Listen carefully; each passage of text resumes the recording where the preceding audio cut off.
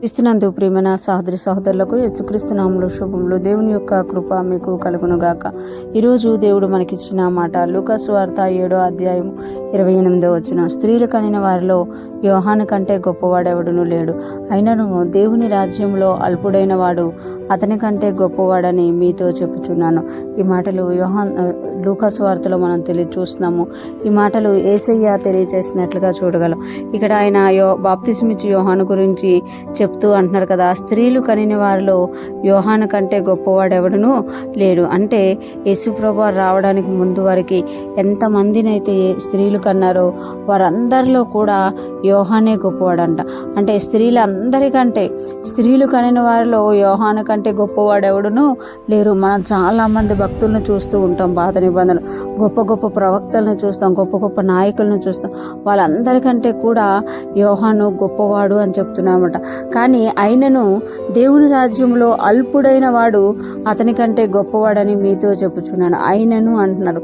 అంటే క్రొత్త నిబంధనకు వచ్చేసరికి దేవుని రాజ్యంలో అల్పుడైన వాడు అతని కంటే గొప్పవాడని మీతో చెప్తున్నాను. దేవుని రాజ్యంలో అనంటే యేసయ్య రాజ్యంలో అల్పుడైన వాడు అంటే ఎవరైతే యేసయ్యను తమ సొంత రక్షకుడుగా అంగీకరిస్తారో, విశ్వసించి నమ్మి ఆయన సొంత రక్షకుడుగా అంగీకరిస్తారో, ఆ సొంత రక్షకుడుగా అంగీకరించిన వారిలో ఆ అల్పులైన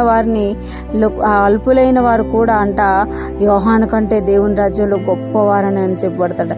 ఎందుకు అనంటే దేవుని రాజ్యంలో గొప్పవారని చెప్పబడుతుంది అనంటే వారు ఎరగక యేసుక్రీస్తును అంటే చూడకుండానే యేసుక్రీస్తును రక్షకుడుగా విశ్వాసం ఉంచి రక్షకుడుగా అంగీకరించినందుకు అల్పుడైన వాడు కూడా యోహాను కంటే గొప్పవాడు అని అంటారు అని అనపడతారు దేవుని రాజ్యంలో అని ఇక్కడ యేసుప్రభువు చెప్తున్నామట. అంటే యోహాను బాప్తిస్మిచ్చి యోహాను పాత నిబంధన భక్తులు అందరికంటే గొప్పవాడు. పాత నిబంధన భక్తుల్లో మనం అందరూ చూస్తే స్త్రీల కన్నా వారు అందరికంటే గొప్పవాడు. కానీ క్రొత్త నిబంధన దగ్గరికి వచ్చేసరికి యేసయ్యను నమ్మిన అల్పుడు ఆయన కంటే గొప్పవాడు అని ఇక్కడ తెలియజేస్తాను. అంటే మనల్ని ఎంత శ్రేష్ఠులుగా యేసయ్య చూస్తున్నారో చూడండి. మనం ఎప్పుడైతే దేవుని రాజ్యంలోకి వస్తున్నామో, దేవుని రాజ్యం యొక్క విశ్వసిస్తున్నామో, ఆ విశ్వాసము మనల్ని దేవుని రాజ్యంలో గొప్పవారుగా చూస్తుందట.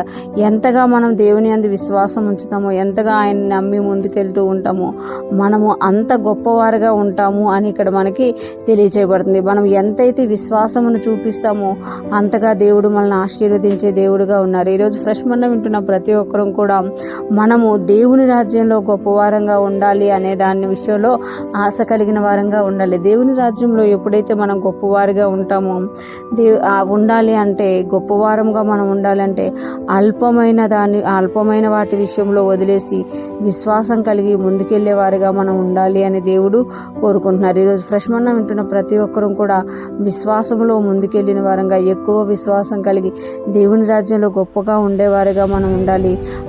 అదే టైంలో అల్పులైన వారు కూడా యోహాను కంటే గొప్పవారుగా ఉంటారనేది గుర్తు చేసుకోవాలి. ఈరోజు ఫ్రెష్ మన్నా వింటున్న ప్రతి ఒక్కరూ కూడా దేవుని రాజ్యంలో గొప్పవారంగా ఉందముగాక, విశ్వాసంలో ముందుకు సాగిపోదముగాక.